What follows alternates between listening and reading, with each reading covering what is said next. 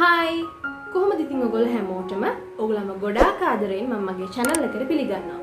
ඉතින් 2022 A level විභාගයට දැන් තියෙන හරිම පොඩි කාලයක්. මාස 3ක් වගේ හරිම පොඩි කාලයක් තමයි 2022 A level exam එකට තියෙන්නේ. ඉතින් මේ දවස් ටිකේ මේ මාස 3 හොඳට මහන්සි වෙලා හොඳ ප්‍රතිඵලයකට යන්න පුළුවන් tips ටිකක් ගැන තමයි අද මම ඔයගොල්ලන්ත් එක්ක කතා කරන්න යන්නේ.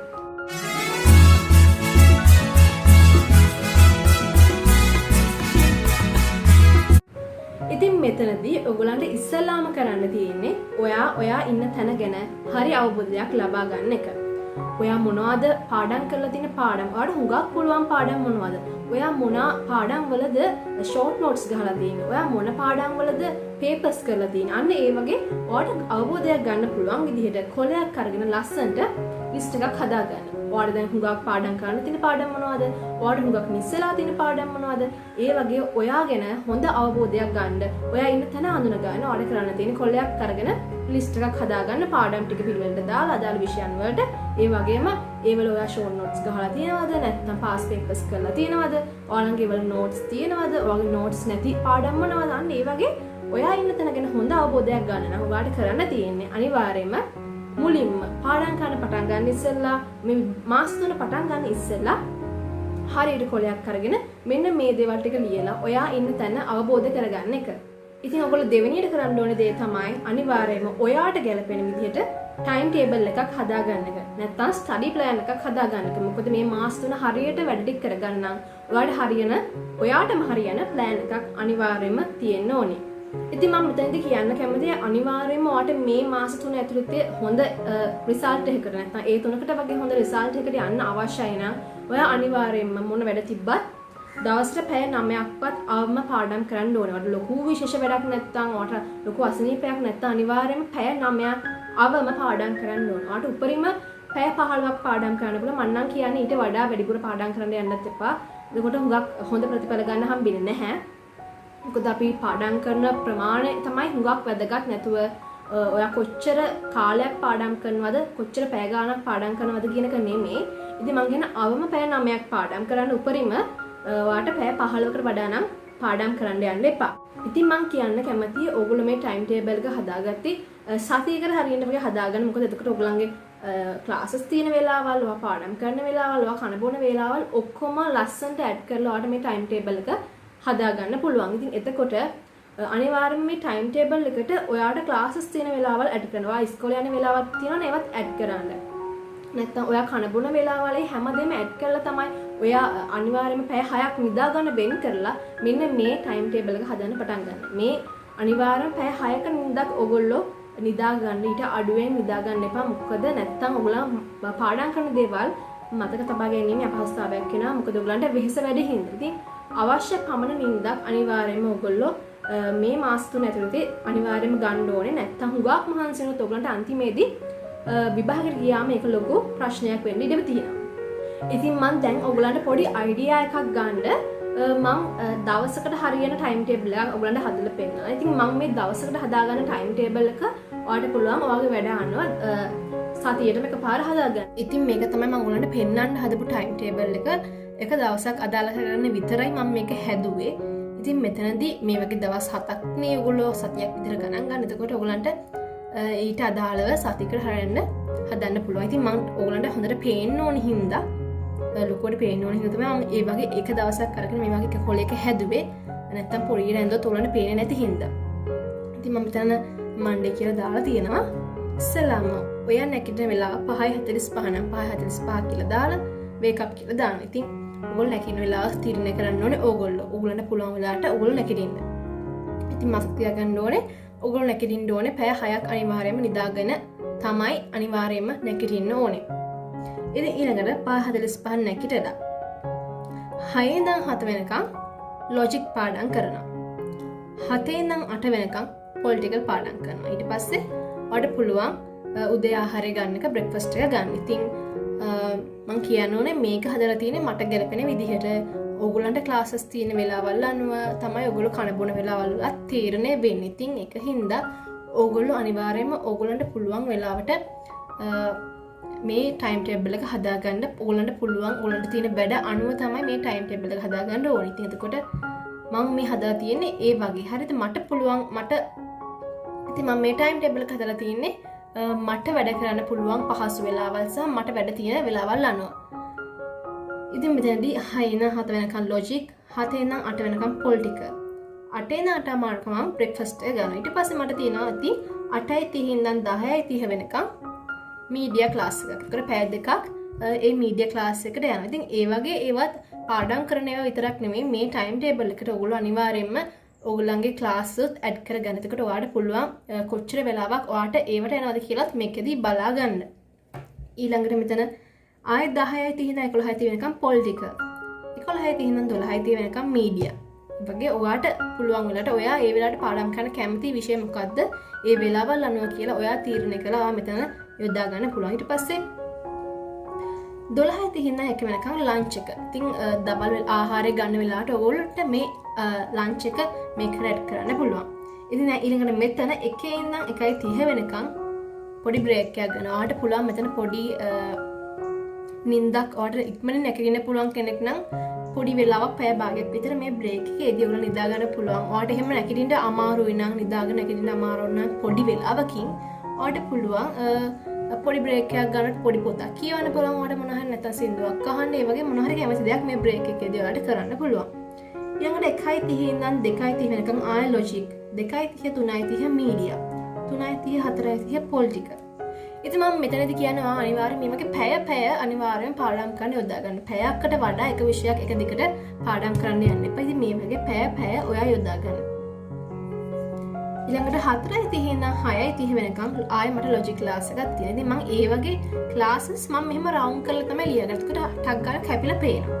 ඒ වගේම ඔයගොල්ලෝ මතක තියාගන්න මේ වගේ ලන්ච්, බ්‍රෙක්ෆාස්ට්, ඩිනර් ඒවා පැහැදිලිව වෙන පාට ගිල්ලියලා වෙනම මාක් කරලා තියාගන්න. ඒකට ඔයාලට හරියට ඉක්මනින්ම අඳුන ගන්න ලේසි. වෙන පාටක් එකට පාවිච්චි කරන්න. ඉතින් ඒ වගේ මට ඔයගොල්ලන්ට කියන්න තියෙන්නේ ඔයගොල්ලෝ මේ වගේ ටයිම් ටේබල් එකක් හදද්දී එක විෂයකට එක පාටක් පාවිච්චි කරනකොට ඔයගොල්ලන්ට ඉක්මනින්ම මේක හරි ඉක්මනින් ක්ලික් කරගන්න පුළුවන්. ඉතින් දැන් මම මේ ලොජික් වලට කොළ පාට යොදාගෙන තියෙනවා. මේ වගේ පොලිටිකල් වලට දම් පාට, මීඩියා වලට තැඹිලි පාට. අන්න ඒ වගේ පාට තුනක් මම විෂයන් තුනට යොදාගෙන තියෙනවා. ඒ වගේ පොඩි ට්‍රික්ස් ඔයගොල්ලෝ පාඩම් කරන්න ඉක්මනින්ම මේ ටයිම් ටේබල් එක ඔයාලට ක්ලික් වෙන විදිහට.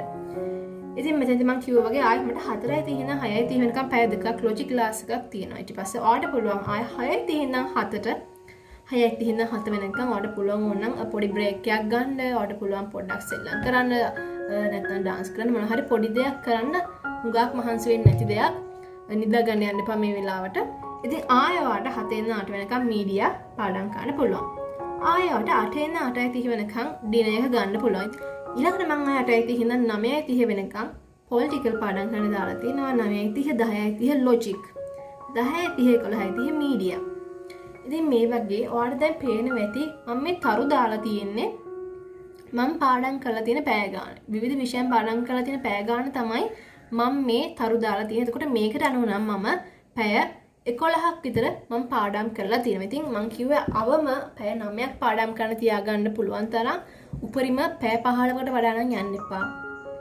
ඒ වගේ මට කියන්න තියෙන්නේ ඔයගලන්ට පුළුවන් දැන් ඔයගලන්ට හුඟක් අමාරු විෂයන් තියෙනවා නම් ඔයා දවසකට පැය 3ක් එක විෂයක් පාඩම් කරනවා. ඔයාට පුළුවන් පැය 4ක් ඔයාට හුඟක් අමාරු විෂයක් පාඩම් කරන්න. ඒ වගේ ඔයාට අනුව මේ ටයිම් ටේබල් එක හදාගන්න. මම කොච්චර මෙතන ඔයාට මේක පෙන්නුවත් ඒක ඔයාට මැච් වෙන්නේ නැහැ. මොකද ඔයාට තියෙන වෙලාවල් වෙනස්. ඔයාට වැඩ කරන්න පුළුවන් වෙලාවල් වෙනස්. ඉතින් ඔයාලට පේනා වගේ මම මේ වගේ පැය ප්‍රමාණයක් මම මෙතනදී මේ දවසේ වැඩ කරන්න මහන්සි වෙලා තිනවා කියලා ඔයාලට පේනවාද? ඉතින් ඔයා 10:30 ඉඳන් 11 වෙනකම් මීඩියා පාඩම් කරාට පස්සේ ඔයාලට පුළුවන් 11:30 ඉඳන් 11:45 වෙනකම් අනිවාර්යයෙන් කරන්න ඕන දෙයක් පැය කාලක් අරගෙන. පැය කාලක් උපරිම ඇති to do list එකක් හදන්න. ඔයාට මොනවද හෙට කරන්න තියෙන වැඩ කියලා. ඉතින් ඔයාට පුළුවන් මෙන්න මේ වගේ කොලයක ඒ to do list එක හදාගන්න මෙන්න මේ විදිහට. දැන් මේ මම Monday කරන ටික මම මෙතන දාලා තියෙනවා නම් ඔයාට පුළුවන් ඔය ඊළඟ Tuesday මොනවද කරන්න ඉන්න වැඩ ටික කියලා මේ වගේ Monday රෑ නිදාගන්න ඉස්සෙල්ලා හදලා තියලා නිදාගන්න. පැය කාලක් කරන් ඔයාට පුළුවන් ඒ වගේම ඔයා මේ ටයිම් ටේබල් එකටම ඇඩ් කරගන්න පුළුවන් ඔයා මොනවද පාඩම් කරන්න යන්නේ කියලා. මේ දැන් ඔයා මේ විෂයට අදාළව මේ ලොජික් කියන විෂයට අදාළව මොකක් හරි තියරි එකක් පාඩම් කරනවා කියලා එතනින්ම ලියලා දාන්න පුළුවන්. ඉතින් ඒ වගේ ඔයා මොනවද මේ දවස් ඇතුළත පාඩම් කරන්න බලාපොරොත්තු වෙන දේවල් කියලාවත් ඒ විෂයන් ගාවින් ලියන්න අමතක කරන්න එපා මේ to-do list එක හදනකොට. දැන් ඔයා පැය කාලක් කරන් to-do list එක හැදුවට පස්සේ ඔයාලට 11:45 ඉඳන් 5:45 වෙනකන් පැය 6ක් නිදා ගන්න පුළුවන්. ඉතින් ඒ වගේ පැය 6ක් අනිවාර්යයෙන්ම නිදා ගන්න වෙන් කරන්න යුතුමයි. ඉතින් මේ වගේ මේ පැය 6 ඔයා නිදා ගන්න. ඉතින් දැන් මේ මම 11:45 ඉඳන් 5:45 වෙනකන් දාලා තියෙන්නේ මට හුඟක් ගැලපෙන විදියට. ඒක මෙතනදී ඔයා එකට නිදාගත්තොත් ඔයාට පුළුවන් උදේ 4ට නැගිටලා වැඩ පටන් ගන්න. අන්න ඒ වගේ ඔයාටම කියලා මේ වගේ ටයිම් ටේබල් එකක් හදාගන්න මේ මාස 3 ඇතුළත ඔයාගේ වැඩ ටික හරියට සම්පූර්ණ කරගන්න. ඉතින් ඊළඟට මට කියන්න තියෙන්නේ ඔයාටම ක්‍රමයක් හදාගන්න. මොකද හැමෝම වැඩ කරන්නේ හැමෝටම වැඩ කරන්න පුළුවන්. එක විදිහකට අපේ ඇඟවල් හැදිලා තියෙන්නේ විවිධ ආකාර විදිහට. ඉතින් අපිට වැඩ කරන්න පුළුවන් විවිධ විදිහට. හුඟක් ප්‍රතිඵල ගන්න නම් කෙනෙක්ට රැයට වැඩ කරන්න පුළුවන්. තව කෙනෙක්ට උදේට වැඩ කරන්න පුළුවන්. ඉතින් ඒ කෙනා මත තමයි ඒ ක්‍රමේ පදනම් වෙන්නේ. ඉතින් ඔයාටම කියලා ක්‍රමයක් හදාගන්න. ඉතින් මම කියන්නේ උදාහරණයක් විදිහට ගත්තොත් තව ඔයා උදේ මම දැන් ඒ ටයිම් ටේබල් එකේ පෙන්නුවා වගේ ඔයා උදේ පැයක මොකක් හරි විෂයක එක පාඩමක තියරි එකක් පාඩම් කරනවා නම් හොඳට ඔයාලට පුළුවන් ඒ ඊළඟ පැයේදී ඊට අදාළව ෂෝට් නෝට් එකක් හදාගන්න. ඊට පස්සේ තුන්වෙනි පැයේදී ඔයාලට පුළුවන් ඊට අදාළව පේපර් එකක් කරන්න. පාස් පේපර් එකක ප්‍රශ්නයකට උත්තර ලියන්න. අන්න ඒ වගේ ඔයා දවස ප්ලෑන් කරද්දී ඒ පාඩම් කිරිල්ල විතරක් නෙමෙයි පාඩම් කිරිල්ලට අර ෂෝට් නෝට් කියන දේවල් ඒ වගේම එක්සෑම් වලට අදාළ පේපර්ස් ඒවට උත්තර ලියන ඒවත් අනිවාර්යයෙන්ම අදාළ කරගන්න. ඉතින් ඔයා උදේ ඒ තියරි එක පාඩම් කරනවා නම් පැයක් කරන් අර ඒ විෂය කරන්න තියෙන ඊළඟ පැයකට අදාළ ෂෝට් නෝට් එක හදන්නට පුළුවන්. නැත්නම් ඔයාලට පේපර් එකකට උත්තර ලියන්න පුළුවන්. ඒ ප්‍රශ්නකට අදාළව ඔයා පාඩම් කරන පාඩමේ. ඉතින් අන්න ඒ වගේ ඔයාටම කියලා ක්‍රමයක් හදාගන්න. ඔයා තමයි දන්නේ ඔයාට වැඩ කරන්න පුළුවන් හොඳම වෙලාව මොකක්ද කියලා. ඉතින් හුඟක් අය කියනවා උදේට පාඩම් කරන එක තමයි හොඳ කියලා. ඒත් මට නම් ඇත්තම කියන්න මට නම් උදේ පාඩම් කරන එක හරිම අමාරුයි. උදේ 3ට 2ට 3ට නැගිටලා පාඩම් කරන එක මට හරි අමාරුයි.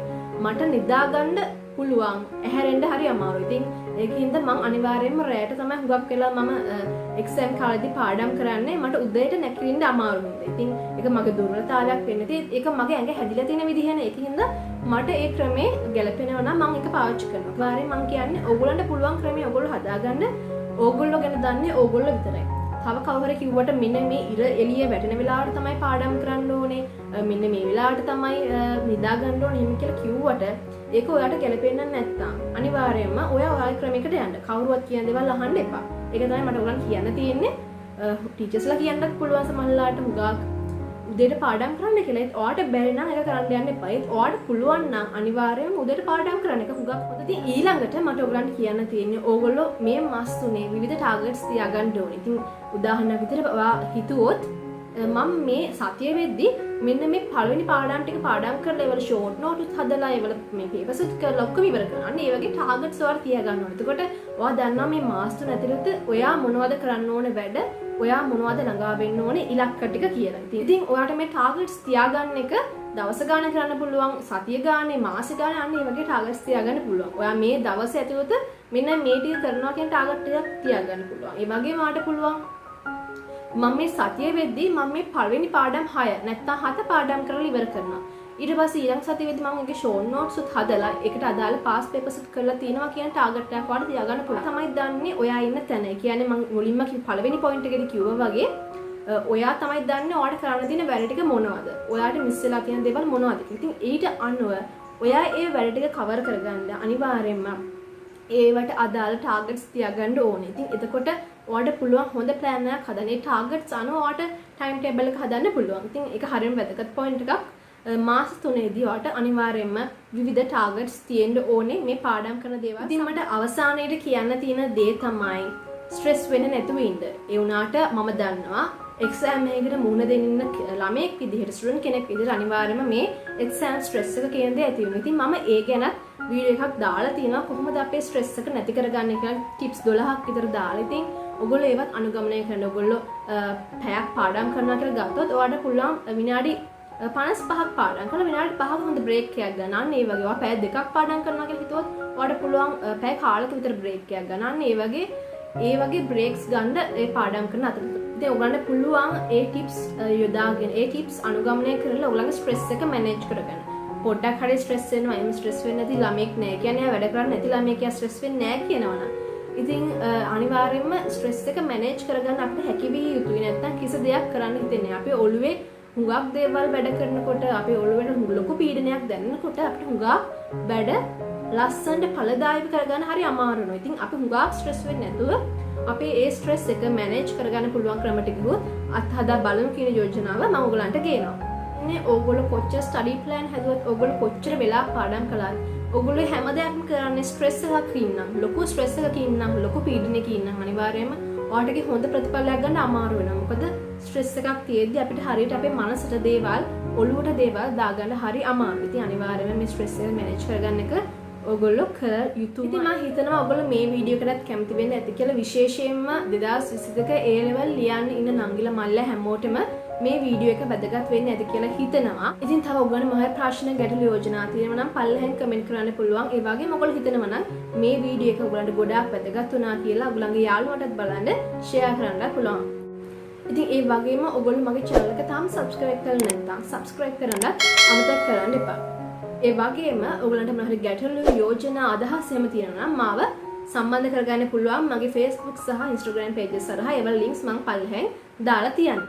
එහෙනම් නැවතත් මේ වගේම තවත් ලස්සන වීඩියෝ එකකින් හම්බෙනකම් ඔයගලන්ට සුබ දවසක්.